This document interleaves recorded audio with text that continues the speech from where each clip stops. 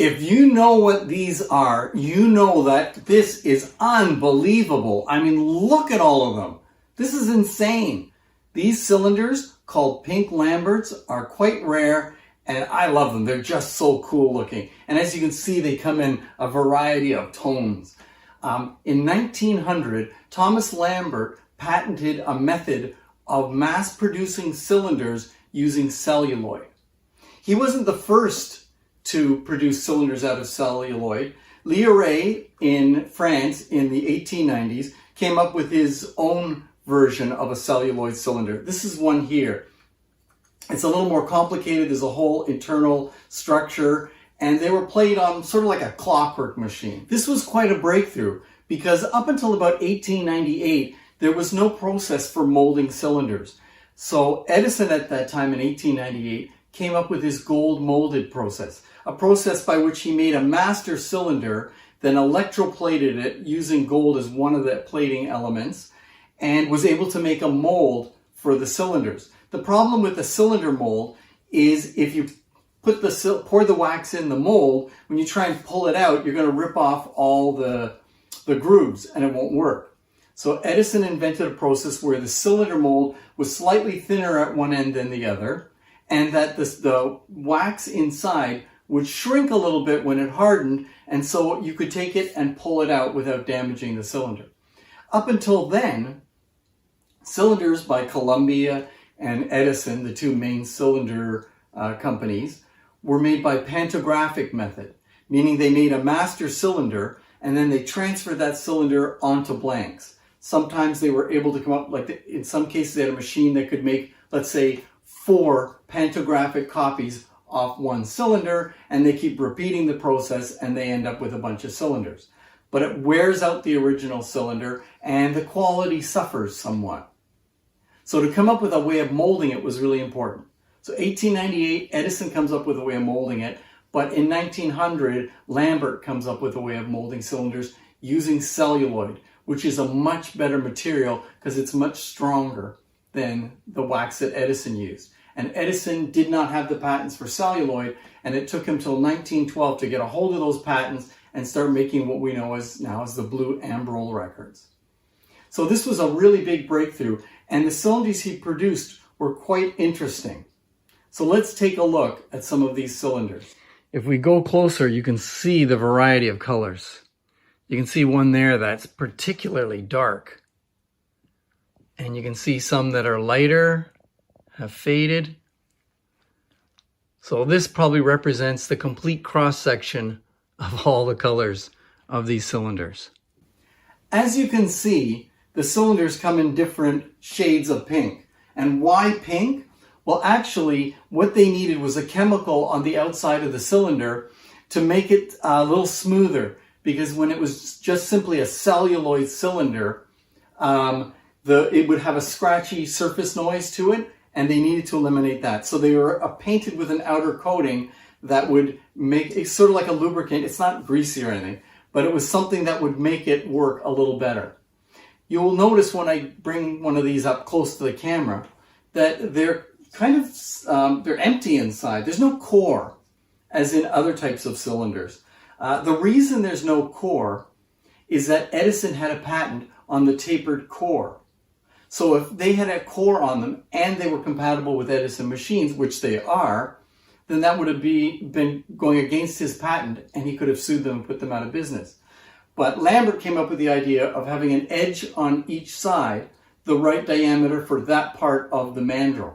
So this will fit on. This hole here is slightly smaller than this one. Thereby the cylinder is really just gripping the mandrel at both ends. It's not a tapered core, and so he's allowed to use it. Some of the colors you'll find, anything from quite dark to quite light. Some of this is how the chemical was when they mixed it. But it's also, they're light sensitive, and when exposed to light, they fade a bit. And you can see some of them are faded more on one side than another because they were sitting on a mandrel in a machine exposed to light. And some of these colors are very rich. Some of them are almost like a dark purplish almost. I don't know if the camera gets the colors right, but they're just such a wide variety. Some of them you'll see the top is white where they didn't put so much coating, and some of them the top is completely pink. You'll notice I have black ones here, and I'll get to that in a moment. This is a typical Lambert indestructible record box. Pretty plain, simple label. Usually there's a number on the top listing what title it is. This particular pink Lambert is actually a really early one, and it's hard to tell in the video, but it's quite thick. You can actually feel it's heavier. It's much heavier, and it's got these little tabs to help guide it onto the mandrel. They stopped putting those in later. And the reason it's thicker is this is what they were like when they first produced them. In fact, the very earliest ones were just white celluloid. And the reason they became thinner was that the cost of the celluloid was quite expensive. And so Lambert decreased the thickness of the celluloid to save money, and they still work fine. Some of the pink Lamberts I found actually do have a plaster core, you can see there, but it's not up to the rim of the cylinder, so it's not tapered. So it's there just for structure, but they only use that for a short while, and then they stopped doing that. Apparently, they thought that the pink color was detracting from sales, so they tried brown, and they also came out with black Lambert cylinders. And this one, I have a feeling it's a black one that's faded, but the color is definitely a little weird. It looks slightly purpley blue in real life. In the video, it might not be quite the same color. This is one of the later black Lambert cylinders. It looks exactly like the pink one. It's got a coating on it to reduce surface noise, but the coating is black in this case. You can see the titles, typical. Oh, that's a good shot of it. The titles are usually stamped, and it's embossed with the patent information. Inside, sometimes you'll see the number also written there. Is it the same number? Yeah, usually it is. I did come across this paperwork for a company that was a Lambert Indestructible Phonograph Record distributor in New York.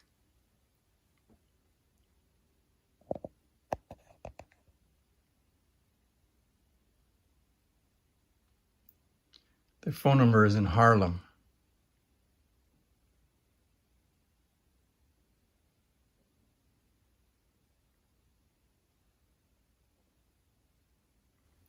Lambert cylinders were also used by the International Phonographic Language Schools. And they taught you French, German, Italian, or Spanish. And this one is Italian. Wait till you see what I've got in this huge container. Some of you know what it is. Let's open it up and see.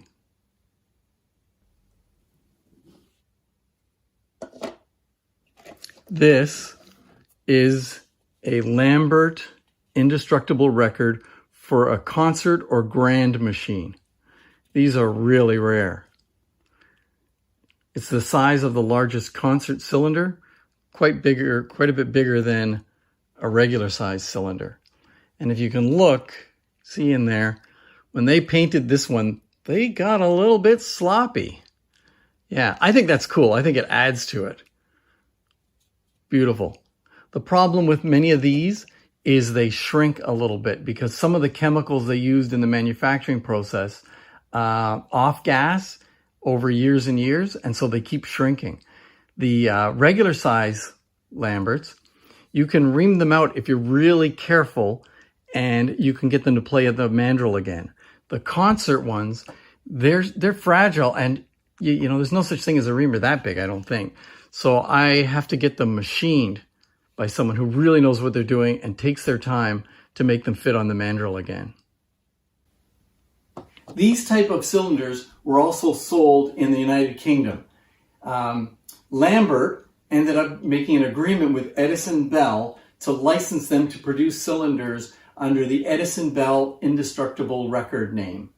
This lasted for a while, but Lambert had still trouble with Edison, who was suing them over the tapering of the cylinder and other patent infringements. And after 6 years of this, the Lambert company couldn't survive and went bankrupt. I also came across this unusual 6-inch cylinder, an Imperial Records, the Ideal Realized. So it's obviously British because it says Edison Bell, London. And there's Lambert's name, the Lambert Company Limited. And you can play it on Lambert machines. So let's open this and take a look at it. You can see it's like a 6-inch long black Lambert with a core in it, which is highly unusual.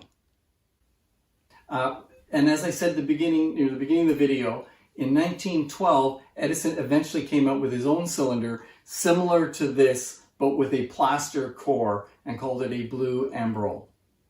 Again, just amazing to see this many pink Lamberts in one place.